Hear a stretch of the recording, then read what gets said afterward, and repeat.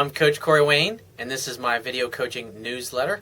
And the topic of this newsletter is going to be why you should never let anything a woman does diminish you. I've got an email here, and guy's having a little problem. I guess he met a girl about a year ago, and they hit it off, and then he got a text like the next day, an angry text from her boyfriend saying basically, leave my girl alone. And so he's like, well, I'm not into this shit. So he walks away, and then like a year later, I guess he bumps into her, started dating her, and now she's backing off. So he says, Coach, a year ago, I met this girl at a bar, and we hit it off. I was into her, and I could tell that she was into me, so I asked her to go on a date sometime, and she said yes. The next day, well, my thing is, it's like if you ask her to go on a date, you should make a definite date, not just, well, maybe someday we'll go on a date. Make it on the spot. Why waste any time? Why try to call her or contact her after that and then try to get her on the phone, as opposed to when you got her right in front of you, just take the initiative and go for what you want. Don't hold back. Women love that guys just fearlessly go for what they want and they don't hold back. He says, the next day I received some angry text messages from her boyfriend and decided to delete her number and walk away. A year or so later, which is about a month ago, she got a hold of me and said that she was done with this ex-boyfriend of hers. We've been spending a lot of time together and both have feelings for each other. All was going good until last night when she drunk texted me and said, I don't want to hurt you and you deserve better. That's a nice way for a girl saying, well, you've kind of turned me off, I'm really not that into you, and I'm more into somebody else. That's a nice way she's saying it. In other words, you deserve somebody who's really into you because I'm not really that into you right now. I also recently found out from an unknown source that she is confused because she still has feelings for her ex and has feelings for me. Last night I told her that we have a lot in common and that I was interested in her and that I'm willing to give it a chance. And when she's willing to give me a chance, to hit me up. If you could give me some advice on what to do, it would be greatly appreciated. And one thing I noticed, you said you're spending a lot of time with her. So like, what are you actually doing? Are you going to lunch and hanging out all the time as buddies? Or is she constantly texting you? Is she constantly reaching out to you and you're dropping what you're doing to respond to it right away? When a guy is too easy, too available, and he brushes aside his work and everything he's got going on in his life for a chick, that is submissive behavior. You're basically acting like a woman in that case. And when you do that with a woman, especially a woman who, like this particular girl, who's got an ex-boyfriend in the background, you just got to keep in mind she was with him a lot longer than she's been with you. And at the end of the day, she reached out to you because things weren't going well with him or she had ended it or whatever. But obviously this ex-boyfriend is trying to get her back. But if you're around her and you're acting submissive, you're acting feminine by dropping what you're doing in the middle of the day to answer her texts or to chat with her on Skype or Facebook or to cancel your plans with your buddies because she needs you to do something for her, you may think that you're getting somewhere when you do that, but what's happening is this woman is when she wants something from you, you never tell her no. You're just all too happy to submit, to repress your own needs, wants, desires, and goals in order to spend time with her because you think that that's what she wants. You're trying to get her to like her. In other words, what you're doing is I can tell just from what's going on here is that you're doing things that are communicating that you are seeking her approval in some way. And so when a girl tells me about the ex-boyfriend, I just simply say, I don't give a shit about him. And that's between you and him, and that's your relationship, and I don't really care. Besides, he can keep you busy when you're not with me. That's a great comeback to use when a girl throws that in your face. And so a man who's masculine and who's not diminished by anything a woman does or says, and he's not diminished by the fact that there are other guys chasing the same girl, he doesn't give a shit because his attitude is, just like I talked about the example in my book where I was at a retreat and there was this particular girl. She had a boyfriend. And I don't screw around with chicks that got boyfriend. I don't screw around with chicks that are married. I mean, when I was younger, I did a lot of stupid things like that. But when you become successful with women, you're able to have choice with women. You just simply don't fuck with girls that are involved in relationships or they got drama or other things going on. Because I don't want anything getting in the way of her and me being together. And if a chick's not really completely open and available, I'm not going to try to rip off some other dude's chick. And so because I perceive myself as a catch, I'm just simply not going to mess around with girls like that. And in your case, I mean, this particular girl's got this guy, and obviously he wants her back. But the reason that she's going back is that this other guy is acting more dominant and more masculine than you are.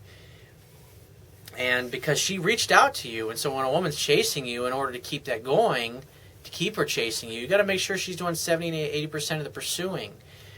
And when she contacts you, it's like guys make the mistake, like, oh, we've been out on a date a few times, we've had sex already, and then they just, no matter when a girl calls, or they're constantly reaching and texting her or telling her how they love her and they care about her and they appreciate her, and they basically, it's like assume the female role in the relationship, and that destroys the polarity and all the reasons why she was sexually attracted and drawn to you in the first place, which is your masculinity and your confidence and your fearlessness to go for what it is that you want.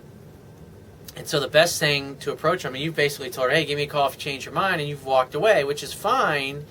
But the thing you got to keep in mind is whatever you were doing when you were with her is you're chasing too much. And women are more attracted to men whose feelings are unclear. That's a scientific fact. Women want to wonder about these things. It's just naturally the way they're designed and built is to focus on their emotions and to emotionally relate to the world and everyone around them and what's going on in their world.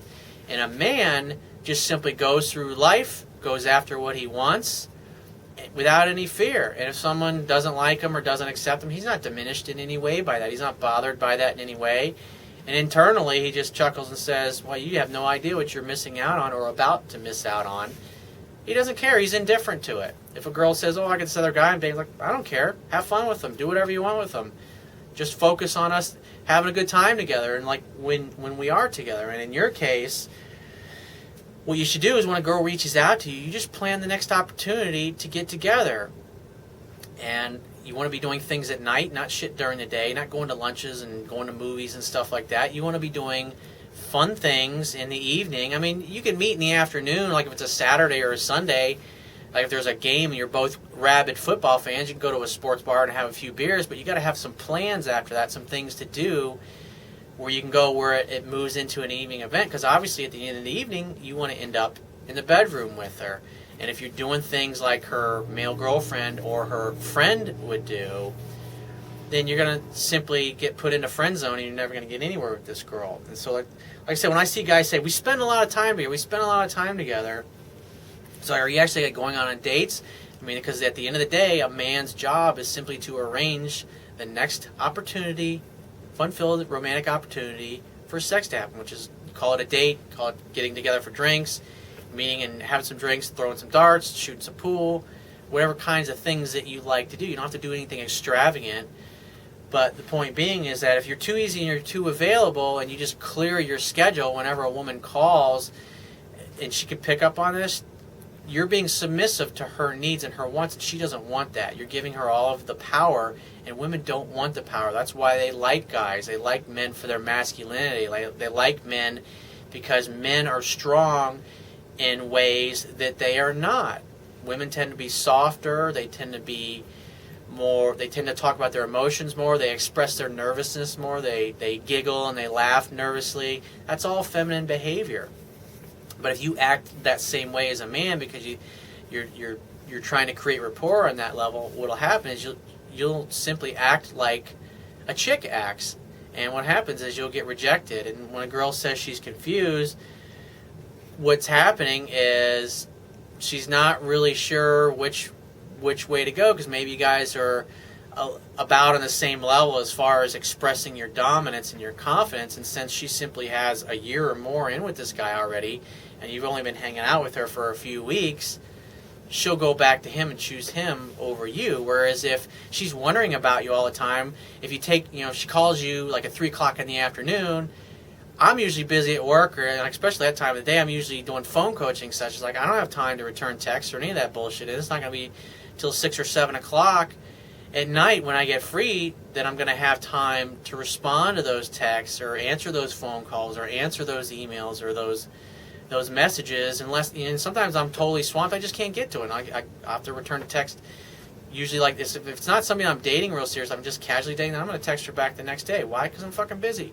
I got shit to do, and the bottom line is I haven't been with her enough to warrant me placing that high of a level of importance on her and her being in my life. I mean, women have to earn me just like I have to earn their love through being together with them and doing the right thing. In other words, it's proving that you're worthy, not so much you're seeking their approval, but just by being you, by being confident, going for the things that you want in life without any kind of fear or worry about getting rejected or things not working out for you.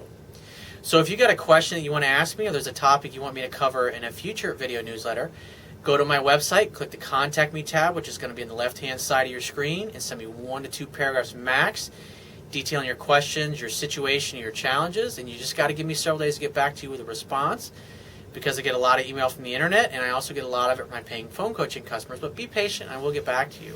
If you want to talk to me right away, the quickest way to get my help is to book a paid phone coaching session. And you can do that by going to my website, click the Products tab, which is going to be at the top of your screen, and just follow the instructions. If you want to get a digital version of my Kindle ebook, you don't have to have a Kindle device to read it. All you have to do is, on my website, underneath the email sign-up box, is another box that has a link to my Amazon Kindle download page. And on the right-hand side, there's a button that'll enable you to download a free Kindle e-reader app that'll basically turn an Android smartphone, an iPhone, a tablet, PC, Mac into a Kindle device. And so once you got their free e-reader app for your particular device, then you can download my book in under 60 seconds and be reading it in a few minutes. I will talk to you soon.